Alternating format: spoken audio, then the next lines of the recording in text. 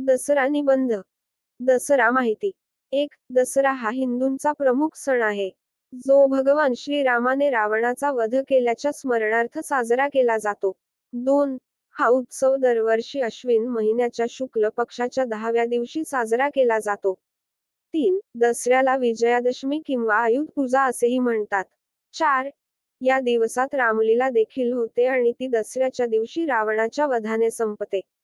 5. दसऱ्याच्या 9 दिवस आधी नवरात्र होते, ज्यामध्ये 9 दिवस देवीची पूजाही केली जाते.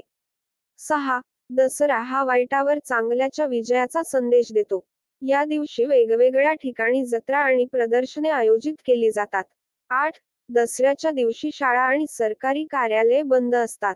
9. या दिवशी लोक फटाक्यांसह आपला आनंदही व्यक्त करतात. हे फटाके अनेकदा रावणाच्या विशाळ पुतळ्याच्या आत ठेवलेले असतात, जेणेकरून धूर करताना त्यातून आग बाहेर पडते आणि बॉम्बचा आवाज येतो. 10. वाईटावर चांगल्याचे चित्रण करणारा हा सण हिंदू धर्मात विशेष महत्त्व आहे.